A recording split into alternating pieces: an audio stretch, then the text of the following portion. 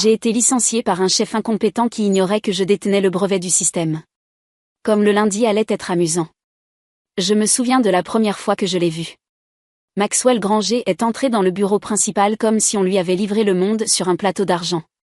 Costume noir sur mesure, Rolex étincelante, confiance dégoulinant de chaque centimètre de son 1,80 m et aucune idée de ce que nous faisions réellement. « Appelez-moi Max », dit-il avec un sourire qui n'atteignait pas ses yeux. « J'aime tout ce qui est agile, rapide et efficace. Nous allons faire de grandes choses, à partir de maintenant. » Il y eut un silence gênant suivi des applaudissements forcés typiques que l'on entend dans les réunions d'entreprise ou les présentations de maternelle. Je suis restée silencieuse, bras croisés. J'étais chez Nexora Systems depuis presque 9 ans. J'avais survécu à 2 PDG, 4 restructurations, une acquisition d'entreprise. Je savais comment jouer le jeu, mais Max, lui, allait l'apprendre de la pire des manières. La première semaine fut un chaos. Max a annulé nos réunions habituelles de révision de projets et les a remplacées par des synchronisations de vision et de stratégie. Il a licencié 3 managers intermédiaires avant jeudi, 2 d'entre eux par email. Puis il a commencé à modifier notre principal produit logiciel sans avoir la moindre idée de l'architecture du système. Ce produit, d'ailleurs, je l'ai construit il y a 6 ans, après une acquisition ratée qui a failli nous couler, j'ai conçu une nouvelle infrastructure back-end. Optimisée, sécurisée, évolutive. Et je ne l'ai pas seulement conçue. Je l'ai brevetée à mon nom. C'était une mesure de protection recommandée par l'ancien PDG qui m'avait dit « Emma, si un jour tu pars, nous te supplierons de revenir. » Tout était dans mon contrat de travail. Une de ces clauses que la plupart des dirigeants ne lisent jamais. Mais Max n'avait rien lu. La 2e semaine, il a commencé à m'appeler responsable technique au lieu de mon véritable poste, directrice de l'architecture des systèmes. Une offense mineure, mais révélatrice. Il évitait le contact visuel lors des réunions. Il m'interrompait au milieu des phrases et félicitait les employés juniors pour des idées que j'avais déjà présentées. Le jeu classique, minimisé, discrédité, écarté. J'ai gardé mon calme, comme toujours, mais j'ai commencé à tout documenter. Puis est arrivé le vendredi matin. Max est entré dans mon bureau. Il s'est appuyé contre la porte comme s'il jouait dans un mauvais drame d'entreprise. « Alors, Emma, on peut parler ?» J'ai indiqué la chaise en face de moi. Il ne s'est pas assis. « Je vais être direct », a-t-il dit avec ce ton que certains hommes utilisent quand ils pensent que l'honnêteté est une faveur. « Tu es ici depuis trop longtemps, peut-être trop longtemps. Les choses changent et nous avons besoin de personnes qui évoluent à un autre rythme. » J'ai levé un sourcil. « Je veux dire que je te licencie. » Avec effet immédiat. « Nous avons décidé que ton poste est redondant. Bien sûr, tu recevras une indemnité. » Les RH ont les documents. C'était si répété, si arrogant, que j'ai presque ri. Au lieu de cela, je me suis adossé à ma chaise et je l'ai observé. Vraiment. Il n'avait aucune idée, aucun indice sur ce que je possédais. Aucune idée de ce que signifiait cette ligne dans mon contrat. Aucune idée que sans moi, sans mon consentement écrit, l'entreprise ne pouvait pas légalement continuer à utiliser le système qui gérait 82% de ses opérations. Mais je n'ai rien dit. J'ai juste souri. Un sourire tranquille, poli, délibéré. « Tu compris ?» ai-je dit, en me levant pour lui serrer la main. Il ne l'a pas prise. Il a simplement hoché la tête et s'est retourné comme s'il en avait fini avec moi. En partant, il a lancé un dernier commentaire par-dessus son épaule, « Je ne vais pas dépenser un centime pour une employée incompétente qui a atteint son apogée il y a 5 ans. » Mon sourire n'a pas changé. « Bonne chance, Max. » Il s'est arrêté à la porte, probablement confus de me voir si calme. Puis il est sorti. J'ai emballé mes affaires lentement, méthodiquement. Quelques effets personnels. Une plante que j'avais miraculeusement maintenue en vie pendant 5 ans. Une clé USB ne contenant que des photos de la dernière retraite d'équipe.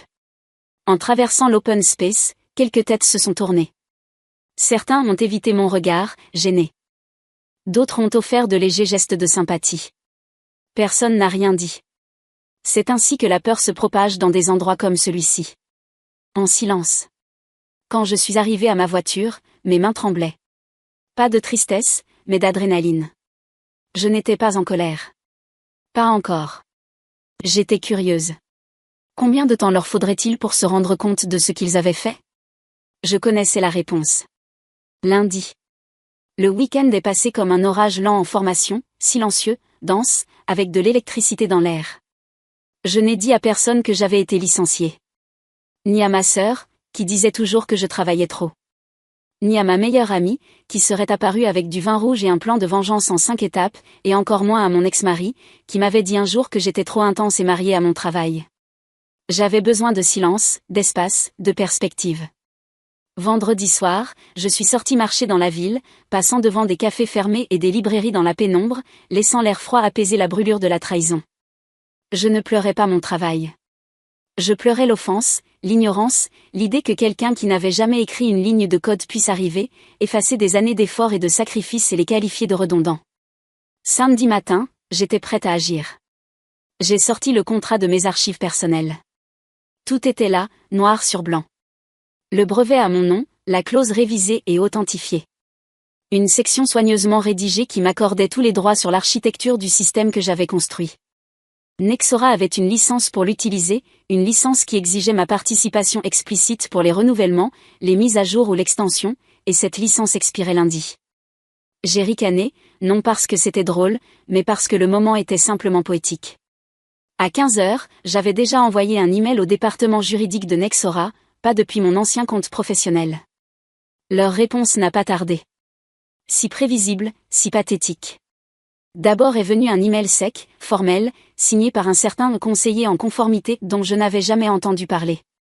Nous vous remercions de votre message, Emma. Nous examinons les conditions de votre ancien contrat. Veuillez attendre une réponse officielle dans le courant de la semaine. Comme si j'allais attendre. Comme si j'étais encore liée par leurs règles. À 16h30, j'ai reçu un appel d'un numéro privé. Je l'ai ignoré. À 16h45, un autre. Puis un troisième. Finalement, un message vocal, cette fois de Max lui-même. Emma, nous devons parler. Il y a quelques questions qui n'ont peut-être pas été claires. J'aimerais les clarifier avec toi personnellement. L'arrogance dans sa voix était si épaisse que je pouvais presque la mâcher. Il pensait qu'il pouvait encore contrôler le récit. Comme c'est charmant. J'ai supprimé le message sans l'écouter jusqu'au bout et j'ai poursuivi mon plan. Je savais exactement ce que je faisais. J'en avais rêvé pendant 2 nuits consécutives, peaufinant chaque détail. Le dimanche s'est levé gris et froid. Parfait. Je me suis réveillée tôt, j'ai préparé un café amer et j'ai révisé ma présentation une dernière fois. Ce n'était pas juste un email. Non, ce ne serait pas si simple.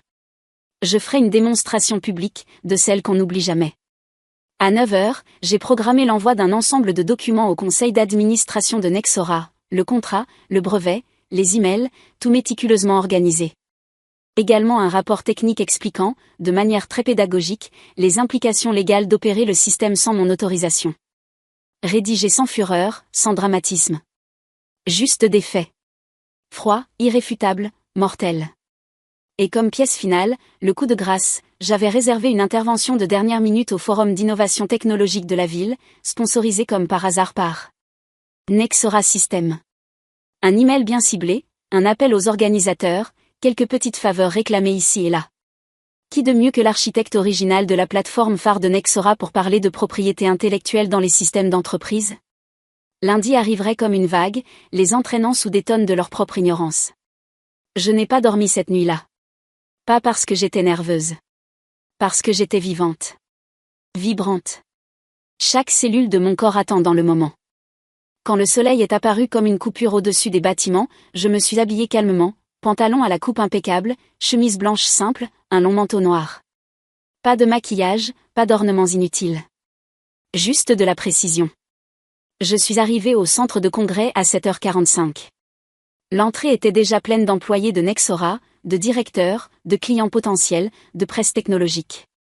J'ai vu Max dans la foule, avec ce même maudit costume noir et le sourire vide. Il ne m'avait pas encore vu. L'événement a commencé à 8h30 précise. Des conversations vides, des présentations ornées de paroles creuses. Nexora avait programmé sa grande exposition à 10h, une démonstration en direct du nouveau système optimisé. Je me suis assise au 3e rang, parfaitement visible mais discrète. Quand ils ont annoncé Max, il est monté sur scène gonflé de vanité, sa voix se projetant comme celle d'un pasteur vendant des miracles. Et l'innovation ne peut pas s'arrêter, disait-il. Et Nexora se réinvente, Nexora regarde vers l'avenir. Des mots vides, construits sur une fondation qui ne leur appartenait plus. La présentation a commencé. Et c'est alors que tout s'est effondré. En essayant de lancer la démonstration du système, l'écran a clignoté, puis s'est teinté de rouge avec un avertissement clair, simple et démolisseur. L'erreur d'autorisation, licence d'architecture Bacan expirée. Contactez le propriétaire enregistré. Le murmure dans la salle s'est élevé comme un essaim furieux. J'ai vu la confusion sur les visages, les mouvements nerveux des techniciens, la tension montant comme une marée sale. Max s'est figé. Il a cligné une fois, 2 fois. Puis il a essayé de rire. Il semble que nous ayons un petit inconvénient technique, a-t-il dit, mais sa voix n'avait plus de poids. Elle sonnait creux, brisée. C'est alors que je me suis levée. Je n'avais pas de microphone, je n'en avais pas besoin. J'ai projeté ma voix avec un calme glacial qui a coupé le murmure comme un rasoir. Ce n'est pas une erreur technique, ai-je dit. C'est une erreur légale. Des centaines de têtes se sont tournées vers moi. Même les caméramens ont commencé à me filmer, flairant le sang dans l'eau. J'ai avancé, lentement et délibérément, jusqu'à me tenir devant la scène. Mon nom était Maëlle Marquez. J'étais directrice de l'architecture des systèmes chez Nexora jusqu'à il y a 3 jours, quand j'ai été licenciée sans motif et sans aucune compréhension des implications légales. J'ai fait une pause, laissant chaque mot pénétrer. Le système que vous essayez de montrer aujourd'hui est basé sur une infrastructure dont la propriété intellectuelle m'appartient. Nexora System n'a pas d'autorisation en vigueur pour son utilisation. Silence. Pas le silence gênant des réunions d'entreprise, non. Silence d'exécution. De sentence. Max a essayé de dire quelque chose. Il s'est éclairci la gorge, a levé la main. Mais il était déjà trop tard. Les flashs des appareils photo ont commencé à crépiter. Quelqu'un dans la salle, peut-être un journaliste, a commencé à applaudir. Un applaudissement sarcastique, solitaire, qui a pris de la force comme un incendie. Je me suis retournée sans attendre de réponse. Je suis sortie de la salle tandis que le chaos explosait derrière moi. Je n'ai pas regardé en arrière une seule fois. Le premier mouvement était fait. Le vrai jeu commençait à peine. Le son de la foule derrière moi était comme une rivière qui déborde, charriant des débris, des cris étouffés, des ordres croisés, l'orchestre du désespoir commençant sa symphonie désaccordée. J'ai descendu les escaliers d'un pas mesuré, presque nonchalant, comme quelqu'un qui n'a plus rien à perdre mais, en fait, c'était bien le cas. De l'extérieur, je paraissais peut-être calme. À l'intérieur, je ressentais cette vieille sensation, celle que je ne connaissais que dans les plus grandes décisions de ma vie, le mélange exact de colère froide et de précision chirurgicale. Dans le parking, mon téléphone vibrait furieusement. Max, ressources humaines, 2 numéros que j'ai reconnus de l'équipe juridique interne. J'ai ignoré tous les appels. Ils pouvaient courir, supplier, ramper, me menacer. Ça n'avait plus d'importance. Les cartes étaient distribuées, et maintenant c'était au monde de s'adapter. Je suis entrée dans ma voiture et j'ai ouvert mon ordinateur portable. Il y avait une lettre que je gardais depuis des années, presque oubliée. Une clause obscure dans mon brevet, la capacité de licencier mon système, en priorité, à des concurrents directs. J'ai souri en y pensant. J'ai ouvert mon email personnel et rédigé un message court, objectif, au PDG d'Arcus Technologies, principal rival de Nexora dans le secteur. Le genre de message qu'on n'ignore pas, j'ai quelque chose qui pourrait vous intéresser. Appelons cela, une opportunité inattendue. Je suis disponible pour discuter aujourd'hui. 30 minutes plus tard, j'ai reçu une réponse. Une réunion fixée à 17h, en personne, dans un café discret au centre-ville. Rapide, efficace. J'aimais ça. J'ai passé le reste de l'après-midi à monter un dossier. Pas seulement sur le système mais sur la pourriture interne de Nexora. Mauvaise gestion des données, violations éthiques, gaspillage de ressources. Chaque document, chaque preuve, était un pieu dans le cœur de cette entreprise pourrie. Si Arcus le voulait, elle pourrait non seulement obtenir l'architecture du système, elle pourrait ruiner Nexora pour toujours. C'était presque comique de penser que Max croyait avoir fait le ménage en me licenciant. Quand l'heure est venue, j'ai mis quelque chose de discret, attaché mes cheveux et quitté la maison avec la clé USB dans la poche intérieure de ma veste. Dehors, la ville semblait normale, indifférente, comme toujours voiture klaxonnant, sirène au loin, l'odeur âcre de fumée et de graisse venant des food trucks. Mais pour moi, cette nuit-là avait un goût de guerre. Je suis arrivée au café 10 minutes en avance, j'ai commandé un double expresso et me suis assise dos au mur, avec une vue complète sur l'entrée. Vieilles habitudes, presque automatiques. À 16h58, il est arrivé. Marco Bianchini, PDG d'Arcus, tout droit sorti d'une séance photo d'entreprise, costume gris clair, sourire discret, yeux attentifs. Il s'est assis en face de moi sans cérémonie. Nous n'avons pas échangé de poignées de main, pas de politesse inutile. Juste les affaires. Emma, dit-il, reconnaissant mon nom d'un hochement de tête. J'ai entendu parler de vous. Dernièrement, plus que jamais. J'ai légèrement souri, sans répondre. J'ai sorti la clé USB de ma poche et l'ai posée sur la table. Tout est là. Structure, licence, vulnérabilité de la concurrence. Vous pouvez gagner 2 ans d'avance technologique et détruire Nexora en un seul coup. Il a haussé un sourcil. Ce n'était pas un homme facilement impressionnable et c'est exactement pour cela que je savais qu'il verrait la valeur réelle. Conditions, a-t-il demandé, sachant déjà qu'il y en aurait.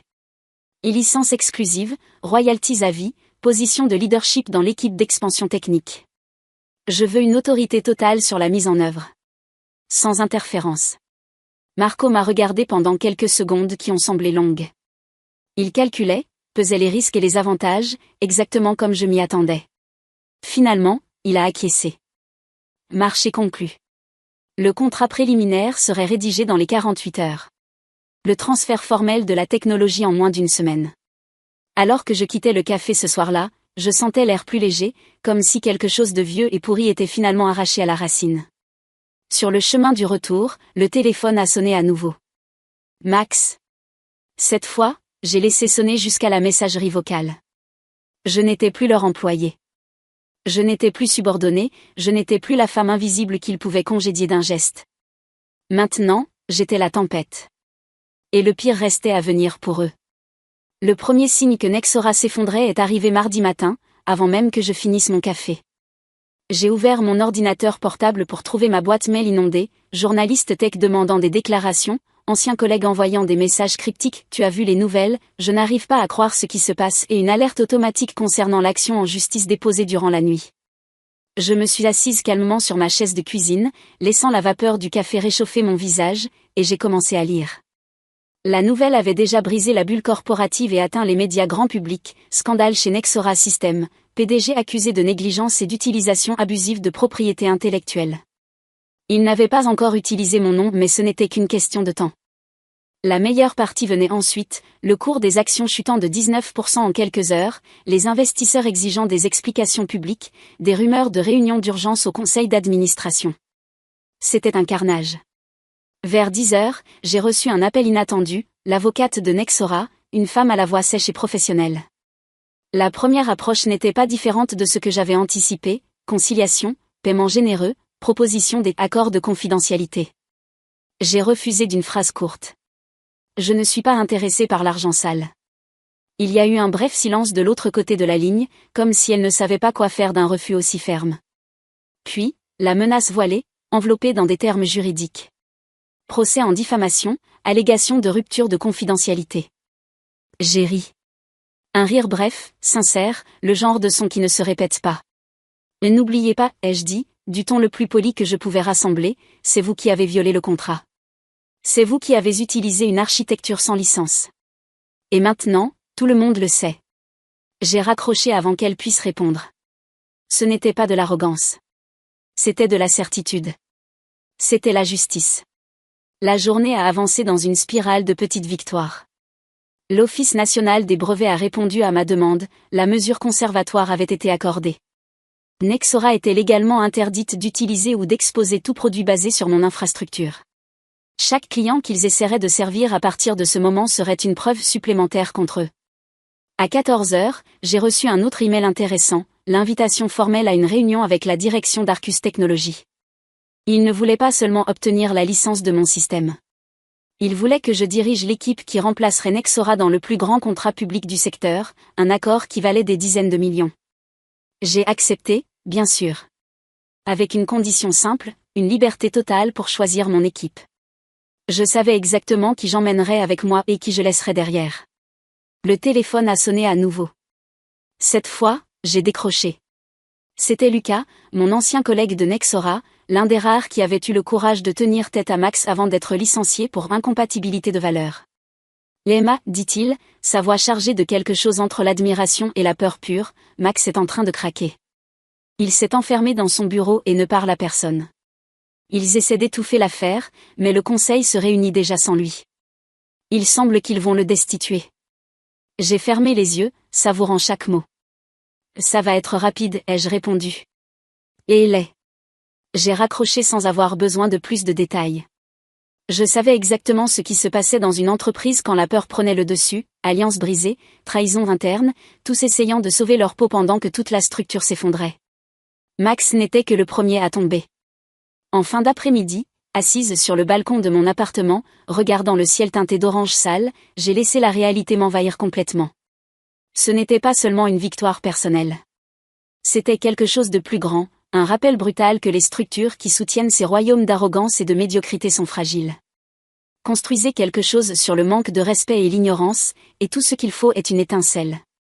Et j'étais cette étincelle.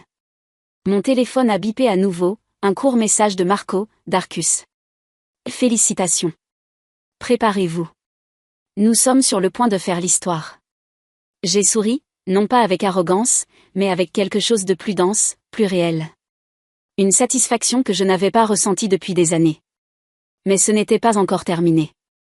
Pas encore. Il manquait encore la touche finale. Et celle-là, je me ferai un plaisir de la livrer en main propre. J'ai attendu jusqu'au mercredi matin pour agir. Je voulais m'assurer que la pourriture soit suffisamment exposée, mais encore fraîche, palpitante, infectant chaque couloir de Nexora. Il était trop facile d'imaginer l'ambiance là-bas, murmures précipités, regards détournés, portes fermées et réunions désespérées essayant d'arrêter une hémorragie déjà mortelle. Mais je ne voulais pas seulement les voir saigner. Je voulais qu'ils sachent exactement pourquoi. J'ai tout préparé simplement. Une enveloppe, lourde et élégante, avec le papier à en-tête du cabinet d'avocats qui me représentait désormais. À l'intérieur, une lettre directe, sans place pour l'ambiguïté, une notification formelle de la cessation définitive du droit d'utilisation de mon architecture, accompagnée de la liste des violations commises au cours des 3 dernières années, chacune numérotée, documentée, incontestable. Et avec la lettre, j'ai imprimé quelque chose de personnel. Une copie de l'email de Max annonçant mon licenciement, avec sa phrase finale mise en évidence, « Je ne vais pas dépenser un centime pour une employée incompétente qui a atteint son apogée il y a 5 ans. » Soudainement, cette phrase avait vieilli comme du lait au soleil. J'ai conduit jusqu'au bâtiment de Nexora avec un calme presque troublant. Je me suis garé devant, j'ai coupé le moteur et je suis resté quelques minutes là, à observer. L'enseigne brillante de l'entreprise semblait décolorée sous la lumière grisâtre du matin. Des gens entraient et sortaient pressés, regardant à peine autour d'eux, comme des rats sur un navire qui prend l'eau. J'ai pris l'enveloppe et je suis sorti de la voiture. Mes talons ont résonné dans le hall vide comme des coups secs. Le garde à la réception, un jeune homme nouveau, qui ne savait probablement pas qui j'étais, m'a regardé avec méfiance. « Je peux vous aider ?» a-t-il demandé, sa main flottant près de la radio à sa ceinture. « Je vais remettre un document » ai-je répondu, montrant l'enveloppe. « Personnellement. » Il a hésité, puis a hoché la tête, mal à l'aise. Max avait transformé même la réception en un environnement de tension et de peur. Je suis monté seul dans l'ascenseur. Chaque étage que je passais semblait peser davantage dans l'air, comme des couches de poussière et de promesses brisées s'accumulant dans les couloirs. Quand les portes se sont ouvertes au 23e étage, l'étage de la direction, l'odeur de café froid et de nervosité imprégnait tout. J'ai marché jusqu'à la réception principale. Derrière le comptoir, l'assistante de Max a écarquillé les yeux comme si elle avait vu un fantôme. J'ai souri avec le calme de quelqu'un qui détient toutes les armes.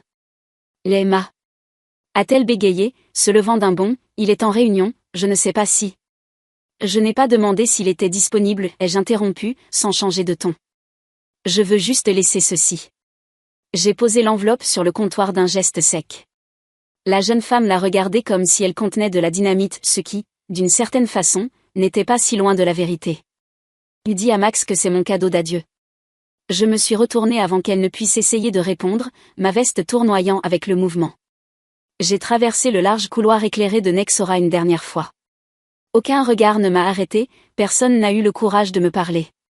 Quand les portes de l'ascenseur se sont refermées derrière moi, j'ai exhalé un long souffle, sentant le poids des dernières années s'arracher de mes épaules. Au rez-de-chaussée, en marchant vers la sortie, j'ai vu une petite scène qui m'a presque fait rire à haute voix, 2 membres du conseil d'administration, en tenue sobre et visage grave, traversant le hall à la hâte, dossier à la main. De loin, j'ai reconnu le schéma, réunion d'urgence. Peut-être des votes internes. Peut-être des destitutions. Peut-être, simplement, la fin. Dans le parking, j'ai ouvert mon téléphone et consulté les actualités. C'était déjà là, en gros titres.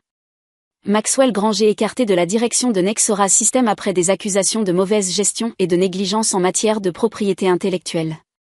Le communiqué de l'entreprise, ridicule dans sa tentative d'adoucir le désastre, disait que Max avait décidé de chercher de nouvelles opportunités.